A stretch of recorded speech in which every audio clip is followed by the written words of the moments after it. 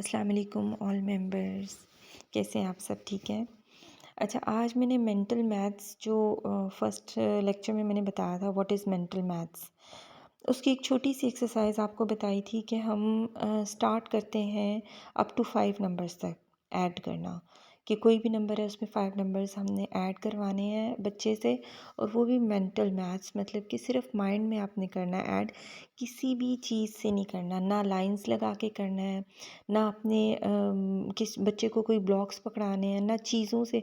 मतलब होता है ना, कोई भी चीज़ पढ़ी है, हम 4-5 टॉफ़ीज़ होंगी तो कहेंगे 5 टॉफ़ीज़ हैं, इसमें 1 और ऐड करें तो 6 होगी। मतलब कोई चीज़ सामने नहीं होनी चाहिए, हमने माइंड से उसको ऐड करना सिखाना है।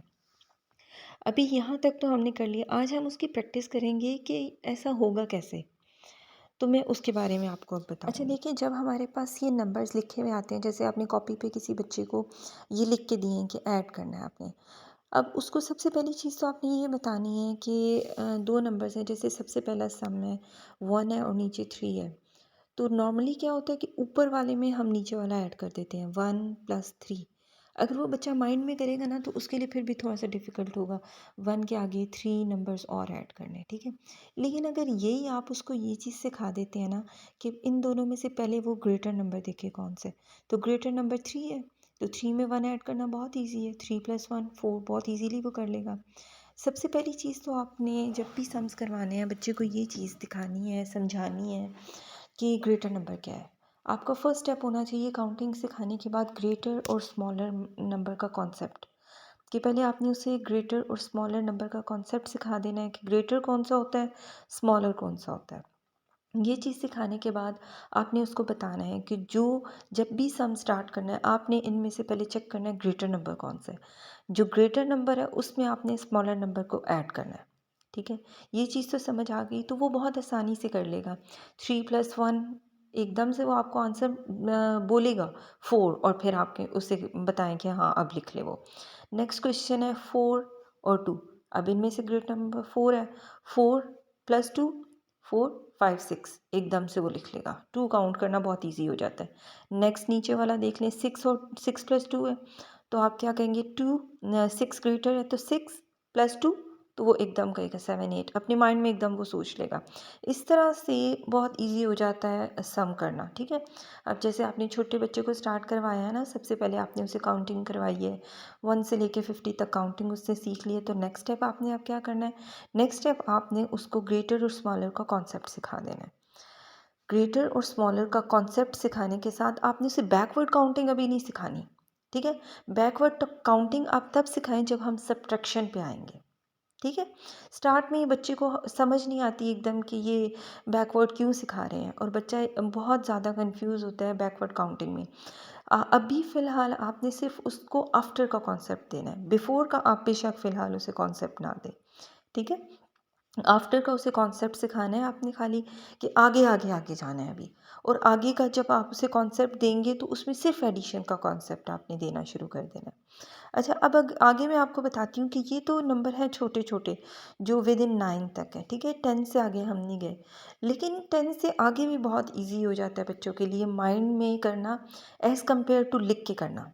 जैसे मैं आपको अब एग्जांपल देती हूँ कि अगर मैं आपसे कहूँ कि आप छोटा बच्चा है कोई, जैसे अभी उसे सिर्फ काउंटिंग आई है 1 से 100 तक या 1 से 50 तक आई है काउंटिंग, तो जब आप उसको कहेंगे ना कि 14 + 3 करे, ठीक है, तो 14 जो है वो 2 लेटर हो जाएगा। 2 लेटर वर्ड प्लस उसको जब आप 3 देंगे ना तो उसके लिए ये मुश्किल होगा। वो इसलिए कि हम किस तरह से बच्चों को सम सॉल्व करवाते हैं कि 14 ऊपर लिखते हैं और 3 नीचे लिखते हैं और उसे कहते हैं सॉल्व करो, ठीक है। तो जब छोटा बच्चा जिसने अभी काउंटिंग ही 2 और 3 लेटर्स तक की हुई है, उसके लिए ये चीज़ मुश्किल हो जाएगी करनी, ठीक है। क्योंकि आपको पता है कि 69 भी हो सकता है। अब 69 है, उसके नीचे आपने उसको कह दिया 69 + 2, ठीक है। तो अब ये तो कैरी वाला हो गया ना, जो जिसमें कैरी लिया जाता है, फिर कैरी ऊपर जाएगा क्योंकि 9 + 2 11 हो जाता है, तो 11 का 1 तो नीचे आएगा, 1 ऊपर कैरी जाएगा, तो ये कैरी वाला हो जाता है। अब कैसे बच्चे को जो है ना वो स्टार्टिंग में ये एक मेंटल मैथ्स में ये कैरी और ये सिस्टम तो नहीं आएगा ना, वो तो आपने सिर्फ मेंटली करना है। तो आप ये देखें कि कैरी वाले क्वेश्चन में टाइम लगेगा, जबकि अगर आप बच्चे को कहते हैं 69 + 2 अपने माइंड में काउंट करो, तो वो जल्दी से बता देगा। 69 के बाद है 70, 71, 71 इज़ द आंसर। तो ये कितना ईज़ी हो जाएगा। हमने बच्चों को बहुत मुश्किलात में डाला हुआ है, सिर्फ़ इस वजह से कि हम उन्हें मेंटल मैथ्स नहीं करवाते।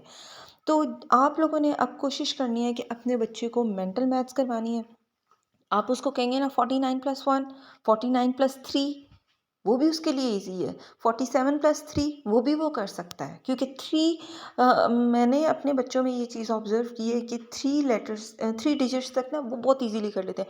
हाँ, 4 डिजिट पे जाते हैं तो वो थोड़ी-सी मुश्किल होती है। लेकिन जो 5 डिजिट है वो 5 डिजिट बहुत ईज़िली कर लेते हैं। वो इसलिए कि 15 + 5 पता है कि एक 5 है तो दूसरा 0 आ जाएगा। तो आपको मैं 5 और 10 काउंट करने की आगे टेक्निक्स बताऊँगी कि 4 तक अगर बच्चे की अच्छे से प्रैक्टिस हो जाए ना, तो आगे फिर भी ईज़िली हो जाता है, क्योंकि हमने तो सिर्फ प्रैक्टिस ही उसको 4 तक करवानी है। आगे फिर 5 उसका 1.5 आ जाता है, जिधर आसानी हो जाती है, और एक आगे पॉइंट आ जाता है 10।